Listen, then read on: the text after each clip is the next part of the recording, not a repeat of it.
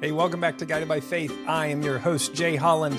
And for those of you who are moms and dads listening or super financially secure teenagers, I just want to tell you, Guided by Faith is a ministry of the 127 Project. We put all of this stuff out for free, but it turns out it actually costs money to do.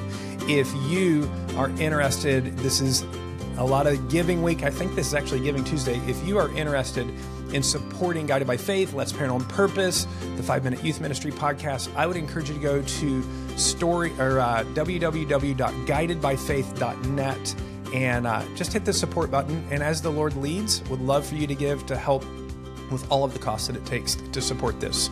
I'm thankful for you. Speaking of being thankful, this week we are talking about gratitude.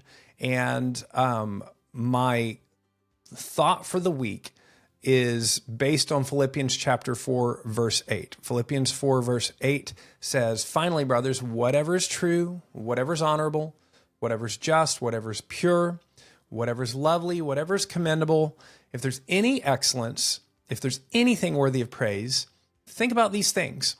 And we said yesterday that your attitude determines your altitude. Your attitude determines your altitude. And so what that means is, like in a plane, an attitude is basically like the way that the plane's nose is pointed. And if the nose is pointed up, so you're looking up, that's kind of an awesome way to look at it. If you're looking up, if you're looking to God, then your altitude climbs. If you're looking down, you're looking at yourself, you're looking at your circumstances, your altitude starts to drop. And eventually, if you don't pay attention, you're going to have a major crash. But you get to choose where you look. You get to choose what you dwell on. You have more data coming into you every day than you possibly have the ability to hold on to. And so the question is, what are you thinking on?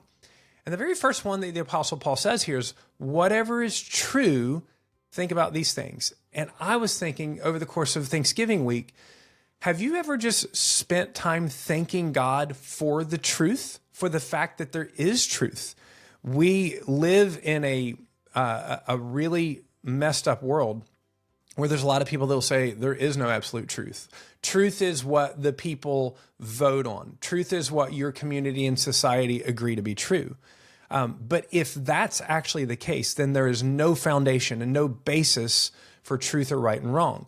You can get a repeat of what happened in Germany, where like, okay, what if the community and society vote that it's okay to eliminate and extinguish people that are undesirable, whether, Jewish people or people with birth defects or people who don't contribute to society or brown people or whatever. If the community decides what is true, then anything can be true, and you live in an incredibly unstable and then descending towards evil world. And so what about spending some time thanking God that He determines truth, that there are things that are absolutely true, that Jesus says He is the way, the truth, and the life. I got to be honest, there's a lot of truth that makes me uncomfortable because it confronts me with my sin. It confronts me with the places that I have rebelled against God, the places that I've messed up, the places where I'm really prideful and want to pretend like I'm right. And then I'm hit with God's truth and it humbles me. And that bothers me sometimes, but ultimately I'm thankful for it. In the same way, imagine that there's a playground, that there's a school, and that school's playground is right next to a really busy road. And imagine there's no fence around this playground. Now you would think, well, this is great because kids hate fences and fences keep you in. But fences also protect you. And so if there's no fence, there's an incredible amount of fear that as you get closer to the edge of the playground, you're going to get into traffic and a terrible accident's going to happen. But that fence actually opens up the playground area to where you're free to use all of it because you know the boundaries. And God's truth provides us guidance. It provides us boundaries. It actually creates over the long term a safe, prosperous, really rich life. And so truths that I think are things to thank God for. The fact that God is real.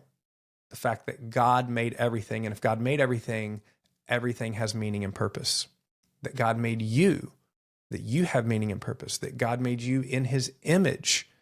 that God has a standard of right and wrong. God has a morality, and that even though we have broken that God loves us. That's true.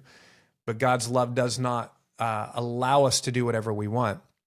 God's love judges for right and wrong, but God's love also provides the payment for judgment in Jesus Christ. The truth that Jesus will accept anybody that comes to him in faith. Doesn't matter what family you're born into, doesn't matter your financial background, doesn't matter how bad you've messed up. The truth is God will love and accept you. You could go on and on and on, but my question is, have you ever thanked God for the fact that he made truth, that he is the truth, that there is truth so you can have a stable platform, a foundation for your life so that you can know right and wrong and the right things to do in situations? I want you to think about that today. I want you to think about how your life is more stable because truth actually exists. And since that's true, think on it, as the Apostle Paul says, and thank God for it because your attitude determines your altitude.